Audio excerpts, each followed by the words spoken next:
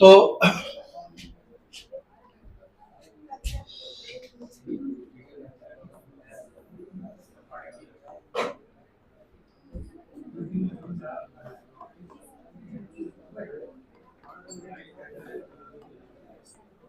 संघीय कार्यपालिका, union executive.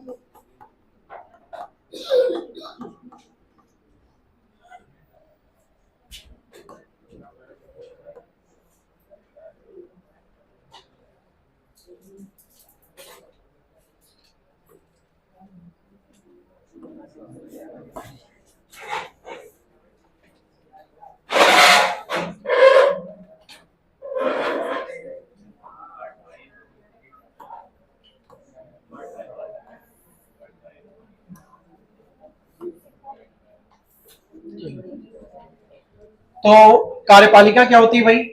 संघीय कार्यपालिका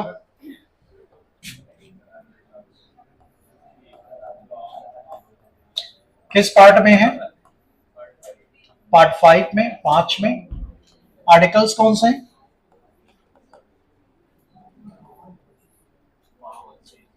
आर्टिकल 52 से लेकर 78, फिर 148 से लेकर 151, क्योंकि 79 से लेजिस्लेटिव शुरू होती है, विधायिका। तो कार्यपालिका की अगर बात करें तो 52 से लेकर 78 तक, और फिर 148 से लेकर 15। अगर इसकी बात करें इस दौरान कौन होगा हमारा? यहां पर हमें पढ़ना है राष्ट्रपति, प्रेसिडेंट, उपराष्ट्रपति, PM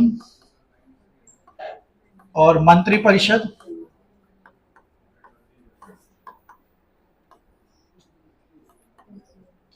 AGI, attorney general of India, और सीएजी, कैग। तो इनके बारे में हमें पढ़ना होगा। President, vice president, PM and council of minister, AGI and CAG. President, vice president, PM and council of minister, AGI and CAG, CAG.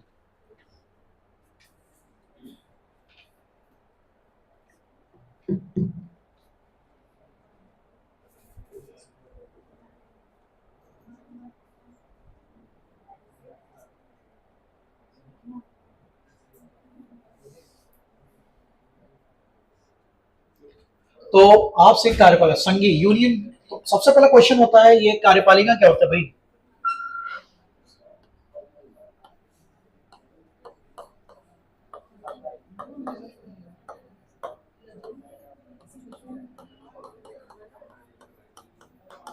Executives क्या होते हैं भाई? कार्यपालिका किसे कहते हैं?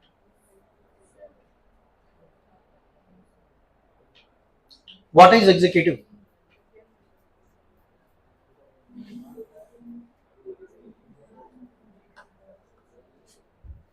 तो देखिए, कार्यपालिका उसे कहते हैं जो संसद के द्वारा या विधायिका के द्वारा बनाए गए नियमों को लागू करती है। तो द इंस्टीट्यूशन, तो लिख लेंगे द इंस्टीट्यूशन which executes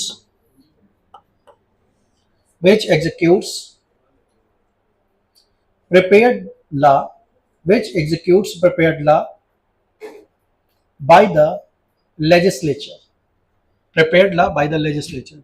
तो कार्यपालिका जो विधायिका द्वारा निर्मित, जो विधायिका द्वारा निर्मित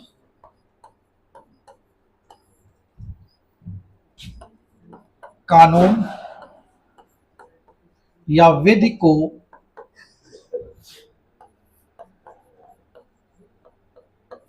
लागू करती है, उसे हम कार्यपालिका कहते हैं। विधायिका मतलब यहां पर संसद होता, पार्लियामेंट। वो कौन होगा? Parliament. The institution which executes prepared by the parliament or legislature। तो ये विधायिका कौन है? तो एग्जांपल्स हैं भाई, आपसे पूछेगा कौन है विधायिका, तो आप बताएंगे ये, यही लोग लागू करते हैं। तो विधायिका में कौन कौन सा है? और केंद्र की विधायिका जब संघीय मतलब सेंट्रल गवर्नमेंट में, तो सेंट्रल गवर्नमेंट बेसिकली कौन है? प्रेसिडेंट है, वाइस प्रेसिडेंट है, PM and council of ministers है, एजीआई है और कैग।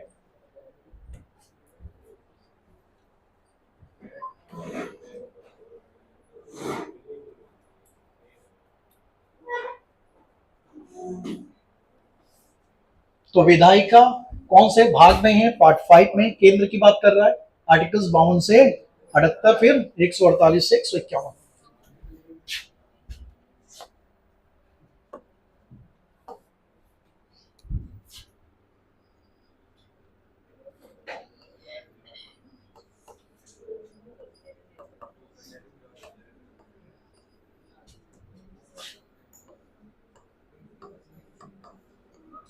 कार्यपालिका के प्रकार,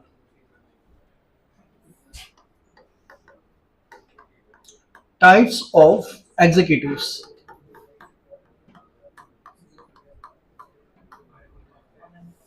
बतियाने आते हो क्या तुम लोग? कंटिन्यूअसली बात आपकी आवाज आती है तुम तीनों की। आपके आसपास के बोलते नहीं कि डिस्टर्ब हो रहा है, क्योंकि साथ में बैठे हैं। तो कार्यपालिका के प्रकार, कितने तरह की कार्यपालिका होती है? देखिए बेसिकली कोई ऐसा टाइप नहीं हम लोग निर्धारित कर सकते हैं, लेकिन फिर भी बेसिक 4 तरह से हम लोग देखेंगे। पहला जो मेजर,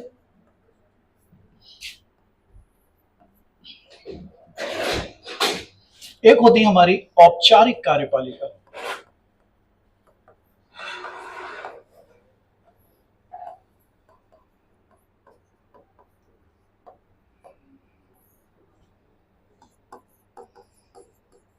फॉर्मल एग्जीक्यूटिव,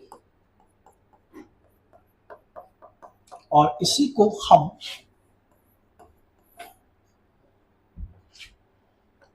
नाम मात्र की कार्यपालिका कहते हैं।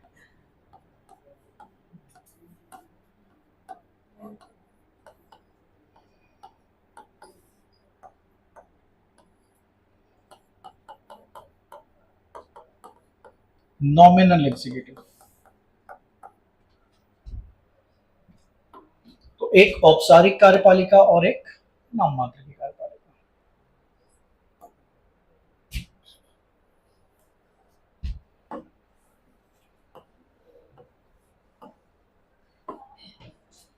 औपचारिक या नाम मात्र की कार्यपालिका, और दूसरी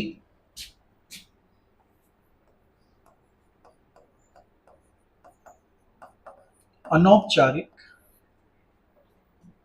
या वास्तविक कार्यपालिका।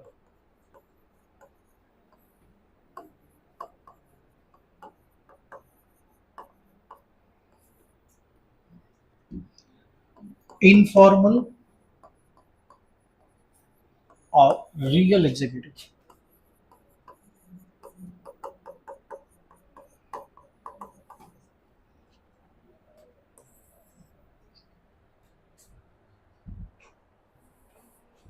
तो क्या होती है औपचारिक, और कौन क्या होता है अनौपचारिक, या क्या होता है नाम मात्र और क्या होता है वास्तविक।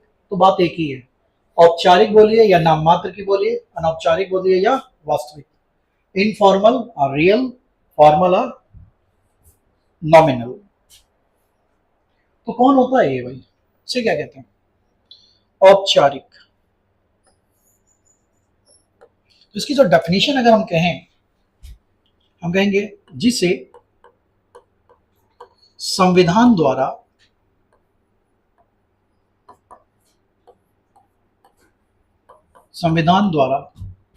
प्रत्यक्ष रूप में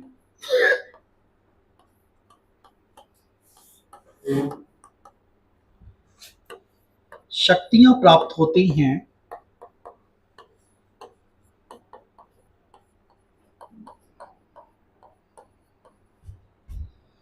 लेकिन वह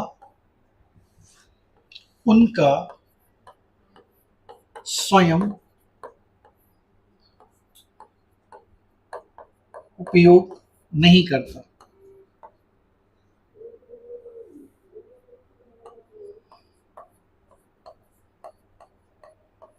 ठीक है, मीन्स जैसे संविधान ने पावर्स दी हैं, डायरेक्टली पावर्स दी हैं, लेकिन वह स्वयं उनका यूज नहीं करता। तो क्या लिखेंगे इंग्लिश में, लिख लीजिए, द एग्जीक्यूटिव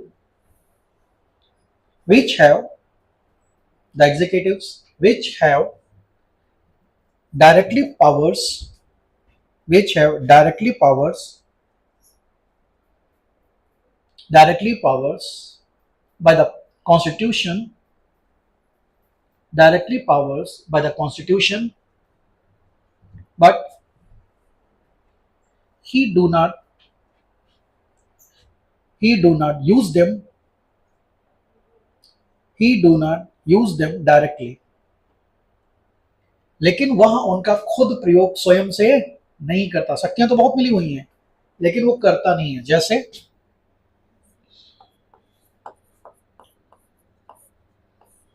केंद्र में, सेंटर में,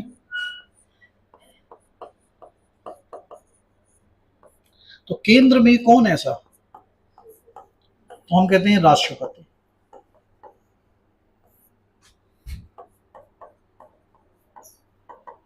प्रेसिडेंट, राष्ट्रपति।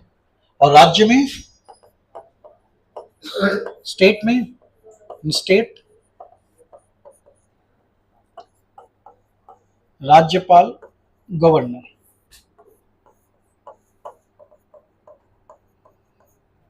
ठीक है, तो स्टेट में गवर्नर,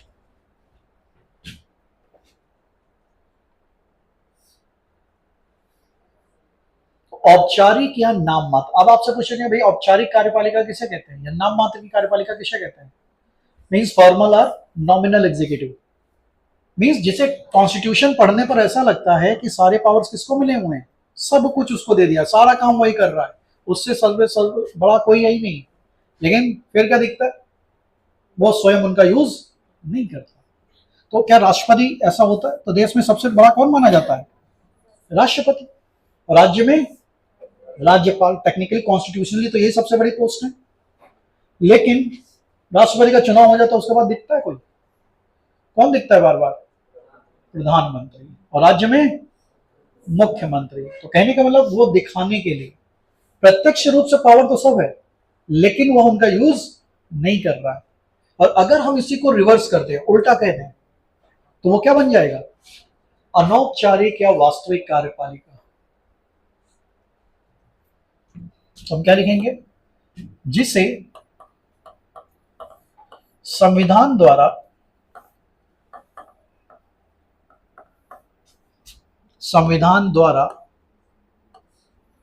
प्रत्यक्ष रूप से शक्तियां नहीं प्राप्त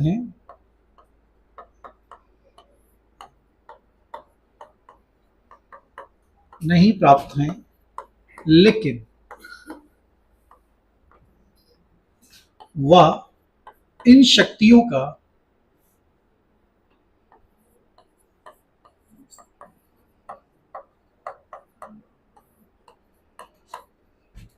प्रयोग करता है।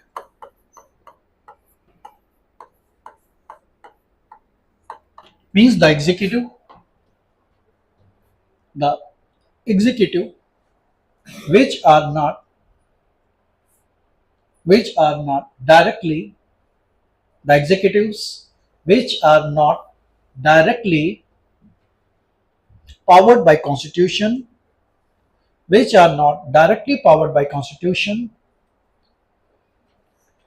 but they are able to use constitutional powers, लेकिन वे इन शक्तियों का प्रयोग करते हैं। संविधान द्वारा नहीं डायरेक्ट मिली हुई है, लेकिन कर रहे हैं। जैसे केंद्र में, सेंटर में कौन? इन सेंटर प्रधानमंत्री प्लस मंत्री परिषद।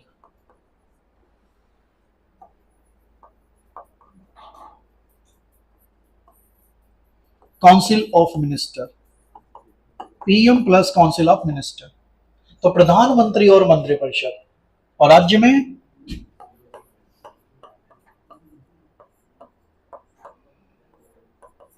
इन स्टेट्स सीएम प्लस मंत्रिपरिषद।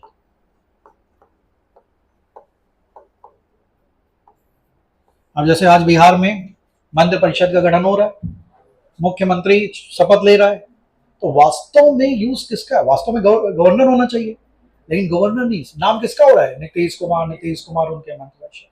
तो ये क्या हो गए? अनौपचारिक या रियल में वो पावर्स को यूज करेंगे, और जो रियल यूज करता है उसी का नाम होता है। तो अब आपसे क्वेश्चन जैसे बनते हैं एग्जाम में, बार बार क्वेश्चन पूछता है, और अनौपचारिक कार्यपालिका या नाम मात्र की कार्यपालिका किसे कहते हैं? तो हम कहेंगे भाई संविधान में प्रत्यक्ष रूप से शक्तियां दी हैं, लेकिन उनका यूज नहीं करता। जैसे तो अब क्वेश्चन, केंद्र में औपचारिक शक्तियां किसमें निहित होती हैं? राज्य में औपचारिक शक्तियों का प्रमुख। केंद्र में वास्तविक कार्यपालिका शक्ति किसमें? वास्तविक मुख्यमंत्री। नाम मात्र की नॉमिनल किसमें? तो नॉमिनल हेड है। तो ये शब्द याद रखिएगा, एक औपचारिक के एंगल से पूछेगा या फिर नॉमिनल, वही चीज है। अनौपचारिक और वास्तविक कौन है? प्रधानमंत्री और मंत्रिपरिषद। केंद्र में कौन सी कार्यपालिका है? रियल एग्जीक्यूटिव या इनफॉर्मल, ठीक है। और राष्ट्रपति फॉर्मल। इसलिए जब डेफिनेशन बनती है राष्ट्रपति कहाँ है, तो हम आगे जब पढ़ेंगे तो आर्टिकल 53 यही कहता है कि संघीय कार्यपालिका शक्ति का प्रमुख कौन है? राष्ट्रपति। लेकिन वह अपनी शक्तियों का प्रयोग अपने अधीन नियुक्त पदाधिकारियों की सहायता से करेगा, और ये पदाधिकारियों का नाम क्या दिया गया? मंत्रिपरिषद। तो इसके पॉइंट कौन करता है? प्रेसिडेंट करेगा, ठीक है। तो इतना समझ लीजिए पहले।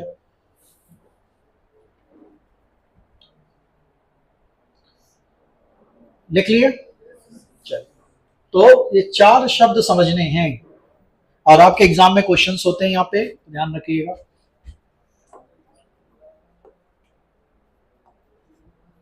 देखिए हम लोग फिर एक और क्लासिफिकेशन देखते हैं।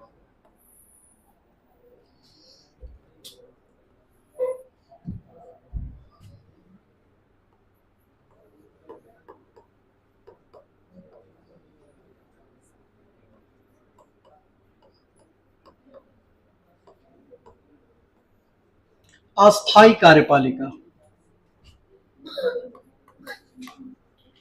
Temporary executives.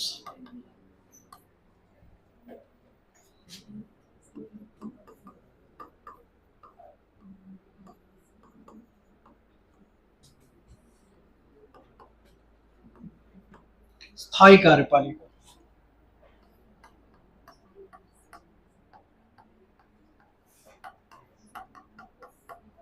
Permanent executives. तो फिर से एक क्लासिफिकेशन बैठता है, और इसको हम लोग कहते हैं अस्थायी और स्थायी कार्यपालिका, टेम्परेरी एग्जीक्यूटिव और परमानेंट एग्जीक्यूटिव। ये क्या होते हैं? Temporary and permanent. हाँ, तो भाई टेम्परेरी का मतलब जिनका कार्यकाल फिक्स नहीं है या बहुत ज्यादा समय के नहीं होते हैं, थोड़े समय। देखिए सिंपली हम इसको ऐसे समझते हैं, अस्थायी कार्यपालिका को हम कहते हैं जिनका कार्यकाल निश्चित नहीं है, कार्यकाल तो होता है लेकिन हमेशा के लिए नहीं होता है, या टेम्परेरी होते हैं, अस्थायी तौर पर होते हैं। जैसे इसका सीधे जैसे से समझते तब इसमें कौन आएगा? औपचारिक और अनौपचारिक कार्यपालिका।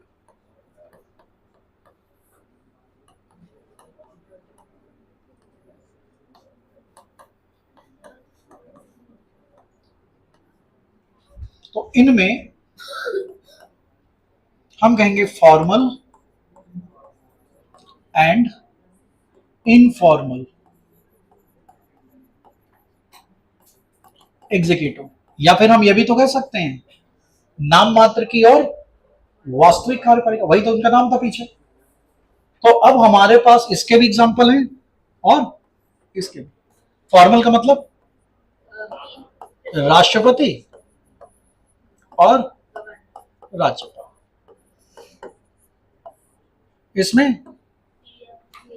पीएम और मंत्रिपरिषद, council of minister, council of minister, CM and council of minister, मंत्रिपरिषद।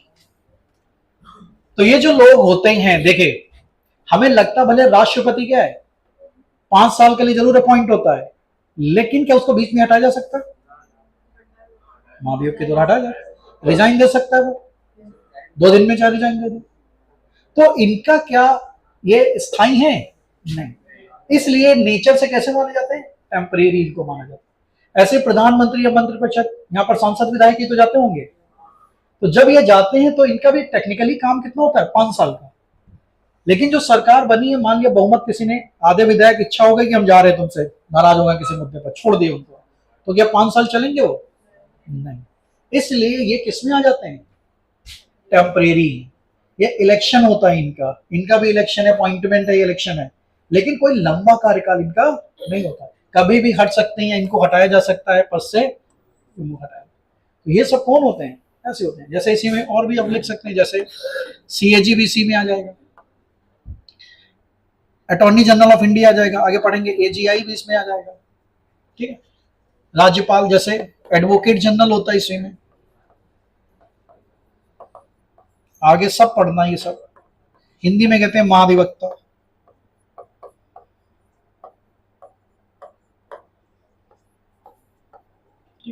ये सब किसमें? टेम्परेरी है, कहने के लिए 5 साल 6 साल, लेकिन सरकारें बदलती हैं तो हट जाती है। लेकिन परमानेंट में कौन आता है? देखिए इनमें वो आते हैं सामान्यता, देखिए इनकी नियुक्त परीक्षा के द्वारा होती है, परीक्षा के द्वारा होती है।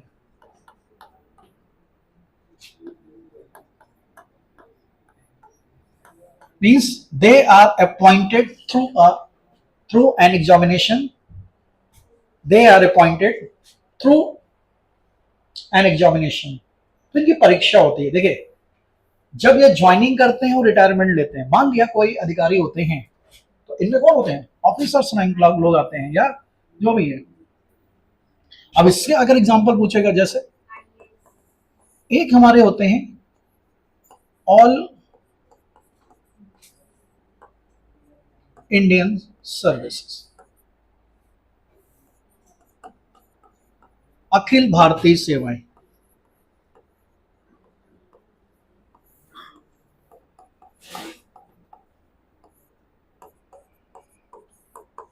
ऑल इंडिया सर्वेंट्स होते हैं, सर्विसेज होती हैं। जैसे इसमें आपने नाम सुना होगा, जैसे आईएएस, आईपीएस, आईएफएस, ये एफ स्टैंड फॉर फॉरेस्ट। जैसे भारतीय प्रशासनिक सेवाएं कहते हैं, administrative services, police services, IFS भारतीय वन सेवा, Indian engineering services, Indian revenue services, ठीक है।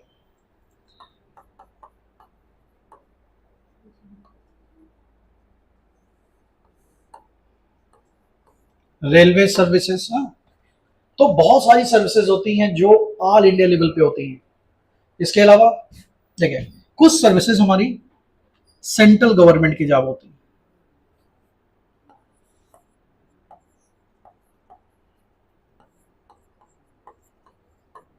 केंद्रीय सेवाएं, सेंट्रल गवर्नमेंट होते हैं,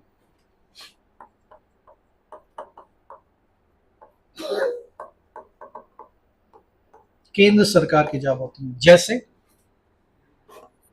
रेलवे,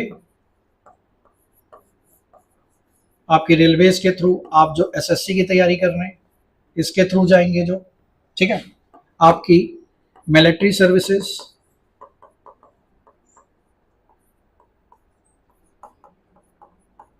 ठीक है, इनके थ्रू जो भी डिफेंस में जाते हैं आप, ये सर्विसेज कैसी हैं, केंद्र सरकार।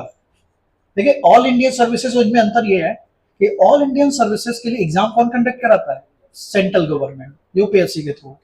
इनको ट्रेनिंग कौन करता है, सेंट्रल गवर्नमेंट।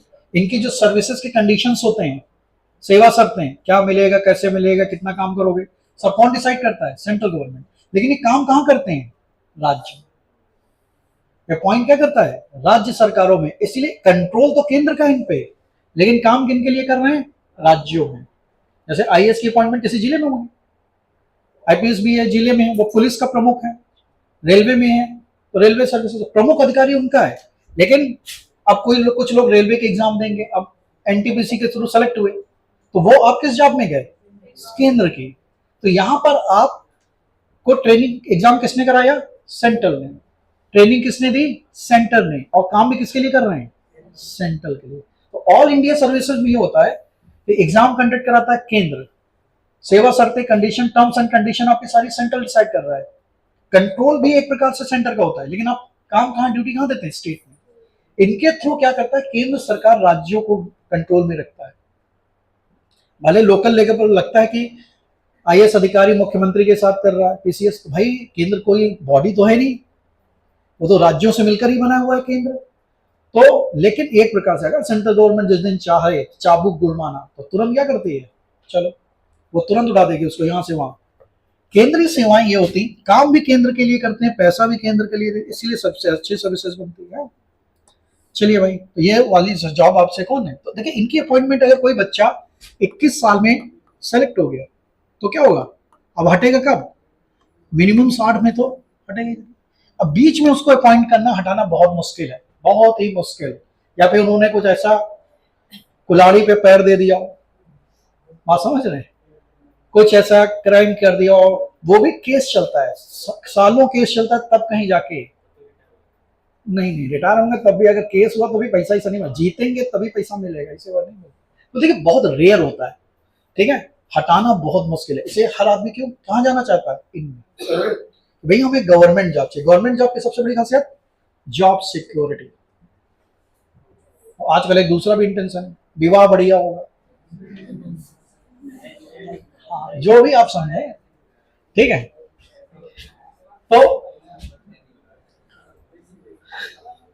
तो ये आपको ध्यान रखना है। तो चार तरह से, एक प्रकार से देखिए, चार शब्दों से आपको खेलेगा एग्जाम में, फॉर्मल, नॉमिनल, इनफॉर्मल, रियल। कौन क्या है, फिर यहाँ पे टेम्परेरी एंड परमानेंट। तो टेम्परेरी में आपके जो फॉर्मल और इनफॉर्मल, उन्हीं से मिलकर ये बन जाता है शब्द। और परमानेंट में जो आपकी गवर्नमेंट जॉब, चाहे सेंट्रल गवर्नमेंट की हो या ऑल इंडिया सर्विसेज की हो, ठीक है।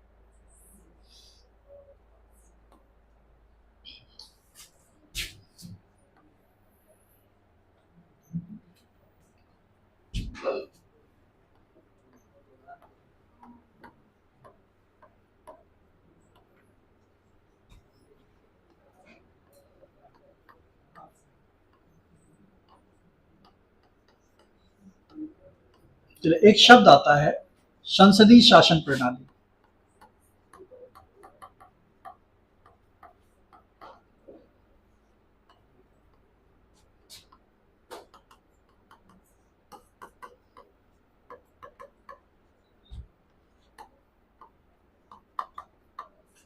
संसदीय शासन प्रणाली, पार्लियामेंट्री एडमिनिस्ट्रेटिव सिस्टम, क्या होता है भैया, संसदीय शासन प्रणाली। इसके पहले हम लोग एक शब्द सुनते थे, राजतंत्रात्मक शासन प्रणाली, या फिर इंग्लिश में इसको मोनार्की एडमिनिस्ट्रेटिव सिस्टम कहते हैं।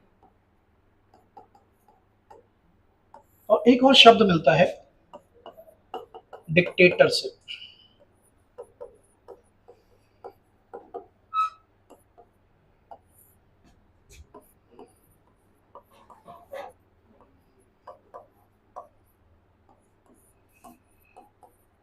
अधिनायकवाद क्या होते हैं ये? राजतंत्रात्मक, मोनार्कल या एडमिनिस्ट्रेटिव सिस्टम और डिक्टेटरशिप। हाँ भाई, तानाशाह भी इसको कहते हैं।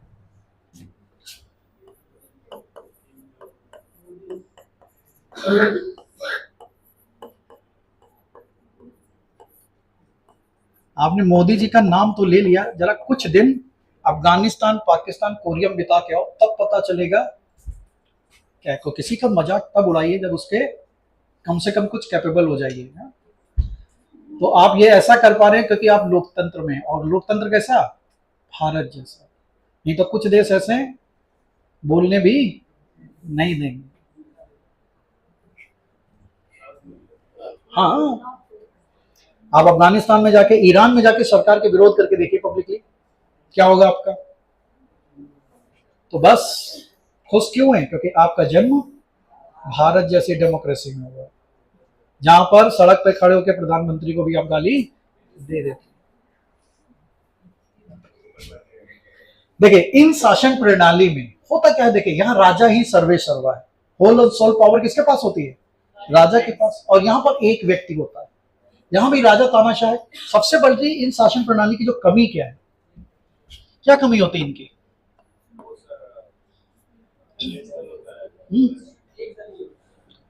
ये तो विशेषता है। देखिए, कमी क्या होती है इनकी? इनकी कमी देखिए, जो क्या होता है तो आप जान रहे हैं। देखिए,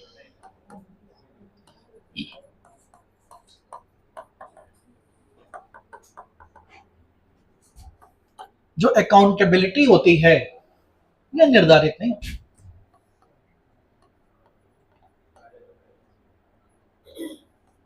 अब जैसे राजा कुछ कर रहा है, जो भी उसकी इच्छा होगी वही करेगा। कोई पूछ पाएगा? काहे कर दिए तुम? पूछ लिए तो हाथी के पैर के नीचे दब गए, गर्दन काट दो इसकी। अब राजा का सारा संपत्ति, जो खजाना है, वो किसका माना जा रहा है? राजा का, उसके परिवार का। अगर इसकी इच्छा हो तो वो जनता के लिए खर्चा करे, अदरवाइज नहीं करे। कोई प्रश्न चिन्ह करने वाला नहीं। और वैसे ही तानाशाह में भी काफी कुछ वैसा ही है, राजा जैसा। और इसमें भी लैक ऑफ अकाउंटेबिलिटी यहां भी है।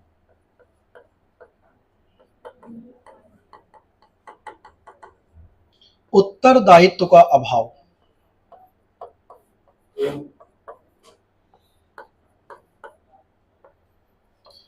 मतलब आप जो भी करें, आपसे कोई प्रश्न करने वाला नहीं है। जो आपकी इच्छा हो वो आप करते हैं इनमें। तो यहाँ अकाउंटेबिलिटी नहीं, कोई पूछ नहीं सकता, क्योंकि आपको डर भी नहीं कि कोई हमें हटा पाएगा। कोई उसका चुनाव नहीं हो रहा है, पीढ़ी दर पीढ़ी बन रहा है। तो यहां पर इन शासन प्रणाली की सबसे बड़ी कमी है। अच्छा, हिस्ट्री में क्वेश्चन आता, तानाशाही का कुछ एग्जांपल, बेस्ट एग्जांपल बता सकते हैं? अधिनायकवाद, डिक्टेटरशिप के। इसमें देखिए, जो एग्जाम में सबसे ज्यादा आते हैं, हिटलर का नाम सुना? हिटलर, तो हिटलर किस देश का था? जर्मनी। और इसके सरकार या विचारधारा का क्या नाम था? नाजिज्म, नाजीवाद। तो एग्जाम में आता है, नाजीवाद कौन से देश का था? जर्मनी का। नाजीवाद का फाउंडर कौन है? हिटलर। ऐसे ही एक और विचारधारा थी, इस नेता का नाम था मुसोलिनी। हाँ, इटली का था ये। किस देश का? इटली।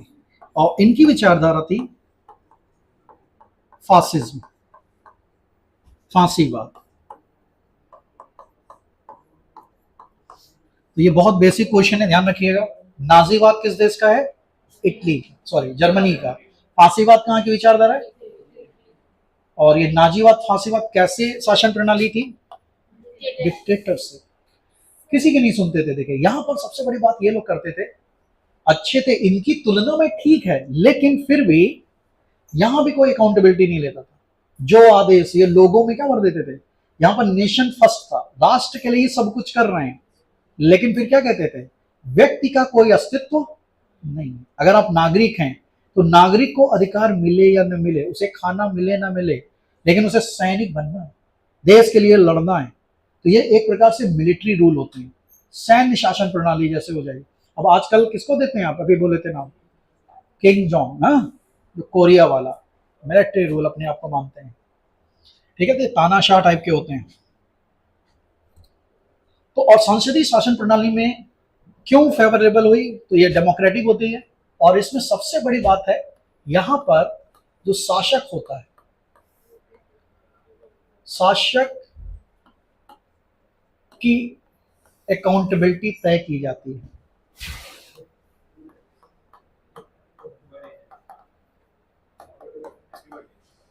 अकाउंटेबिलिटी तय होती है,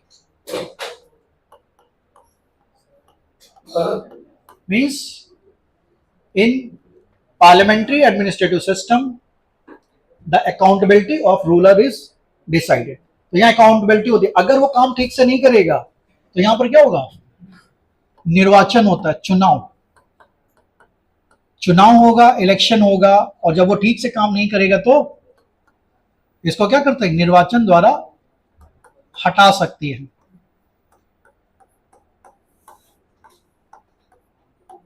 तो इन parliamentary administrative system rural ruler can be remove by election. तो यहां पर उसको डर होता है, अगर हम काम नहीं करेंगे तो 5 साल में फिर चले जाएंगे, अगले चुनाव में लोग हमें चुनेंगे नहीं। तो अच्छे काम करेंगे तभी तो चुना जाएगा, बुरे काम करोगे थोड़ा चुनेगा कोई। तो जो भी है, अरे देखिए, अगर जनता बेवकूफ नहीं है, जनता को तो सब लगता है, और जिन लोगों ने नहीं जिया उनका रूल हम लोगों को पता है, जब हम भले बिहार से नहीं थे हैं, लेकिन जो है वहां पर माँ बाप होते थे, जो अगर डॉक्टर भी बन जाता तो अपनी दुकान नहीं खोलता था, मतलब अपना क्लिनिक नहीं, क्यों, उसको डर लगता था। हम लोग कोचिंग जब दिल्ली में पढ़े तो टीचर थे बिहार के बहुत अच्छे, उनसे पूछते थे सर यहाँ पढ़ा रहे हैं तो इतना महंगा फीस है दिल्ली में रहना, बिहार में क्यों नहीं खोल लेते कोचिंग, कहते खोल लें लेकिन लुटेरों से कौन बचाएगा, वसूली लुट ऐसा होता। तो वो होता था वास्तव में, तो जिसको नहीं मालूम उनको ठीक है। तो इसीलिए बिहार में शायद इतना प्रचार वगैरह के बाद भी सत्ता चेंज नहीं हुई, बुरी तरह हारे उल्टा।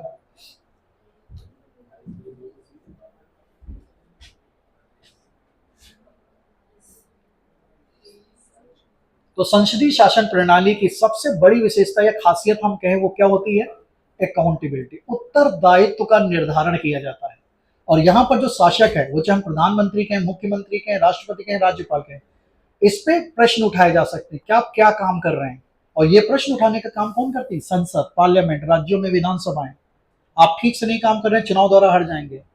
अगर आपकी सरकार चल रही है, कुछ लोग उसमें चाह जाएं कि भाई सरकार है, ये आदमी ठीक से काम नहीं कर रहा, तो क्या करते हैं, कुछ लोग अलग होकर सरकार को गिरा सकते हैं, पार्लियामेंट में क्वेश्चन कर सकते हैं, लोग कमेटी बनाई जाती हैं, उनसे क्वेश्चंस करे जा सकते हैं, जो जनता को पता है। मीडिया की स्वतंत्रता होती है, मीडिया चीजों को सामने लाती है। तो ऐसी शासन प्रणाली को हम क्या कहते हैं, संसदीय शासन, क्योंकि इसमें सबसे इंपॉर्टेंट चीज होती है वो अकाउंटेबिलिटी।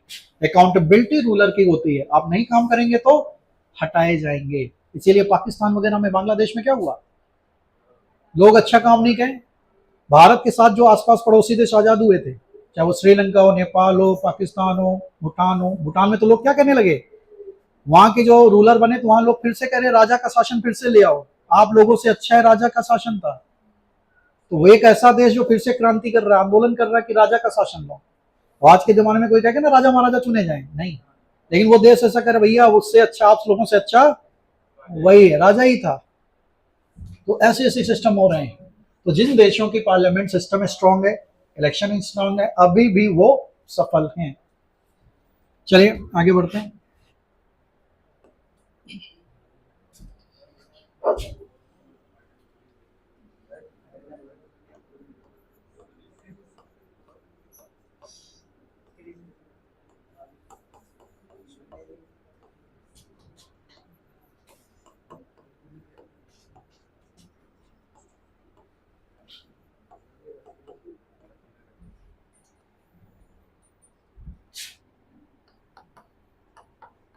टाइप्स ऑफ पार्लियामेंट्री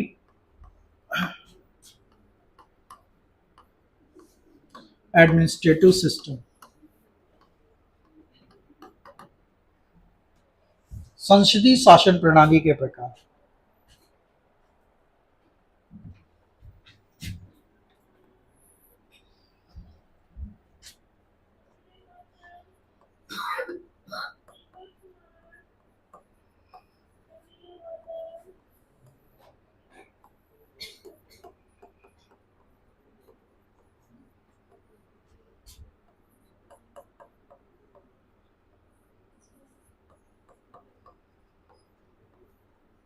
अध्यक्षात्मक या राष्ट्रपति शासन प्रणाली, इंग्लिश में इसे कहते हैं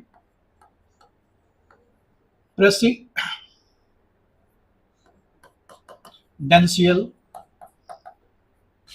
एडमिनिस्ट्रेटिव सिस्टम। अध्यक्षात्मक या राष्ट्रपति शासन प्रणाली, और दूसरे को हम कहते हैं प्रधानमंत्री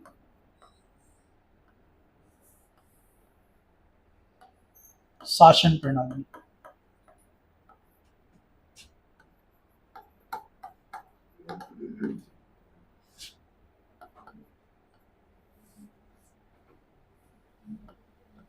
प्राइम मिनिस्ट्रियल एडमिनिस्ट्रेटिव सिस्टम, प्रधानमंत्री वाली शासन प्रणाली या अध्यक्षात्मक या राष्ट्रपति शासन प्रणाली।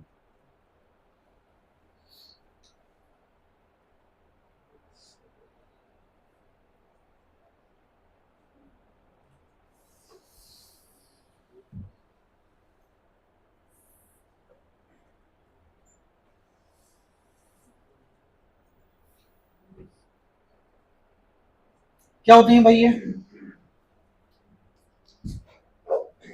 देखिए, यहां पर जो अध्यक्ष होता है राष्ट्रपति, यहां पर जो लीडर नेशन का हेड होता है वो देश का सबसे प्रमुख होता है। जैसे यहां पर प्रेसिडेंट है, प्रेसिडेंट जो होता है वह देश और सरकार दोनों का प्रमुख होता है।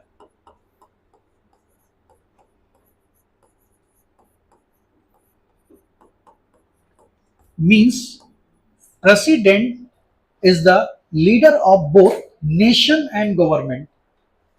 President is the leader of nation and government. वह देश और सरकार का दोनों का प्रमुख होता है। और जो प्रेसिडेंट है वह विधायिका, और विधायिका को हम लिख सकते हैं संसद, के प्रति उत्तरदायी नहीं होता।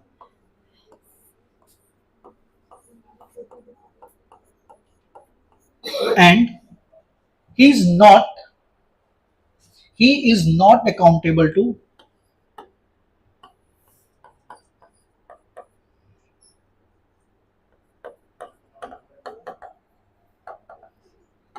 the parliament।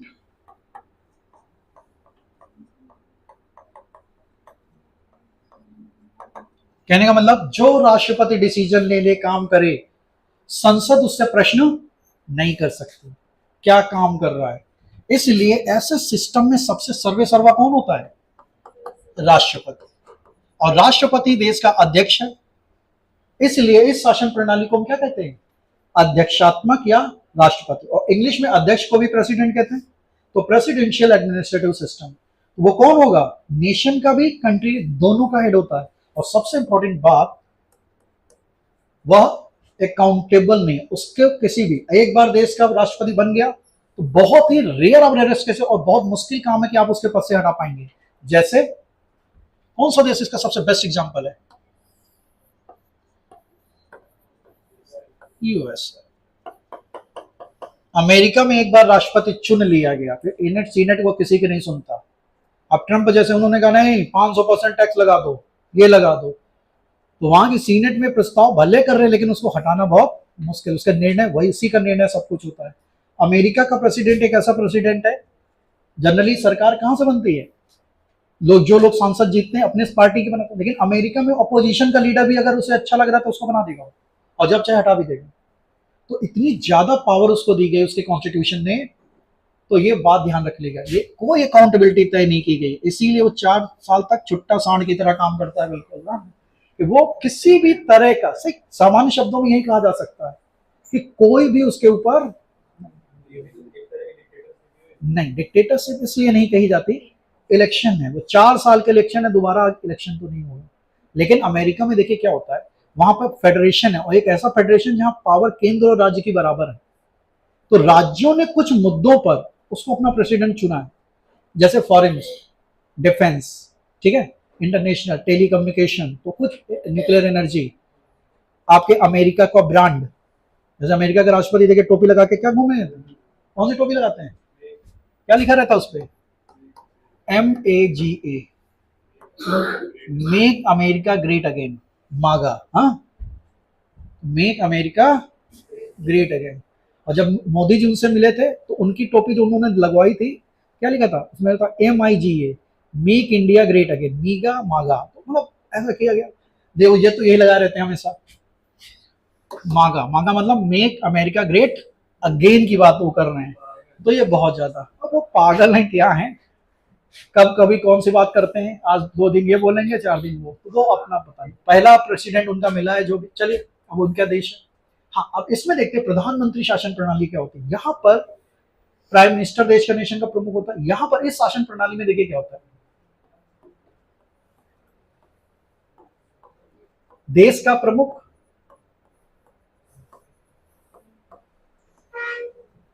Head of the nation कौन होता है, राष्ट्रपति। देश का प्रमुख कौन है, राष्ट्रपति। और ये कैसा प्रमुख होता है,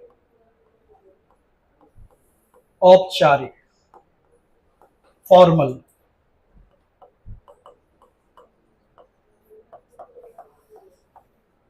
ठीक है, औपचारिक, फॉर्मल हेड है।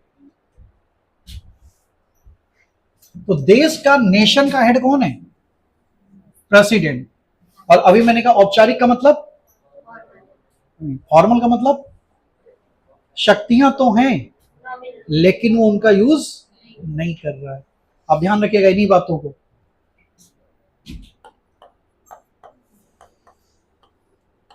सरकार का प्रमुख PM, प्रधानमंत्री होता है। और ये कैसा हेड है, अनौपचारिक,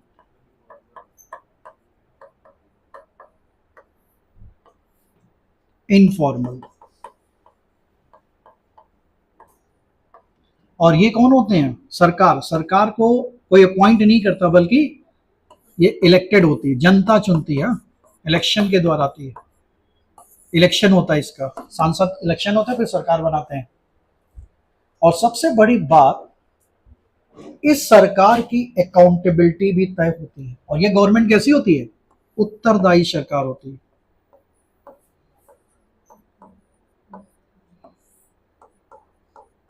अकाउंटेबल गवर्नमेंट कही जाती है, क्योंकि इसका एक तो चुनाव होता है, 5 साल का प्रेशर ऑटोमेटिक होगा, खराब काम करेंगे तो जाएंगे, अच्छा करेंगे तो रहेंगे। अकाउंटेबल, और इससे हमेशा समय समय पर देखिए संसद इससे प्रश्न पूछती है। और संसद में कौन होता है, विपक्ष, अपोजिशन। अगर सरकार ठीक से काम नहीं करती है, नो कॉन्फिडेंस मोशन ला सकते हैं आप, सरकार को हटाने के प्रस्ताव। तो बहुत सारे काम होते हैं, मीडिया की स्वतंत्रता होती है, मीडिया प्रश्न पूछती है उससे। इलेक्शन कमीशन है, कैग की रिपोर्ट होती है, जो CAG फाइनेंस रिपोर्ट तैयार करता है। ये सब इनसे कमेटीज बनती हैं पार्लियामेंट में, ये सब इनसे क्वेश्चन कर सकते हैं। इसलिए यहां पर गवर्नमेंट पे प्रेशर होता है, पार्लियामेंट का, मीडिया का, संसद का। इसके ऊपर कुछ नहीं, कुछ भी कहते रहे। देखिए अमेरिका में मीडिया बहुत बुरा कह रही है ट्रम्प को, उनका जो वहां पर विनिंग परसेंटेज चलता है। तो इस वक्त उनकी पॉपुलैरिटी या उनकी पार्टी की पॉपुलैरिटी 37% से नीचे हो चुकी है। मतलब अगर चुनाव हो जाए तो वो हार जाएंगे। लेकिन अब चुनाव वहां पर ऐसे नहीं हो सकता, क्योंकि 4 साल के बाद ही होगा। वहां पे सब लिखा है कि 9 जनवरी को वोट होगा, पड़ेगा, इस दिन डेट काउंटिंग होगी, 20 जनवरी को राष्ट्रपति साइन लेगा। हमेशा वो डेट फिक्स होती है अमेरिका में। तो हमारे देश में नहीं, अच्छा चलो 2 दिन बाद चुनाव हुआ, फिर मंत्रिमंडल में प्रधानमंत्री बनने में 6 दिन, मुख्यमंत्री चुनने में 11 दिन, तो ऐसा यहाँ हो जाता है। लेकिन यहाँ पर अमेरिका में ऐसा नहीं होता। अकाउंटेबल गवर्नमेंट, इंग्लिश में मतलब the government is accountable towards parliament, opposition, CAG. ठीक है, तो ये बहुत बेसिक बातें होती हैं। अगर इतनी बातें आप याद रखेंगे तो कॉन्सेप्चुअल क्वेश्चन जो एग्जाम में आते हैं ऐसे ही होते हैं। ठीक है, कौन सी सरकार उत्तरदायी सरकार का उदाहरण है? प्रधानमंत्री शासन प्रणाली। कौन सा अनुत्तरदायी है या इनअकाउंटेबल होती है? ठीक है, तो चलिए आज इतना ही करते हैं, फिर नेक्स्ट क्लास में करेंगे। Thank you. अच्छा, इसका उदाहरण तो बता देंगे ना, इसका एग्जांपल जैसे भारत, ब्रिटेन, हाँ लिख सकते हैं इसका एग्जांपल। इसका उदाहरण जैसे कौन से? भारत, ब्रिटेन। ठीक है, ऐसा।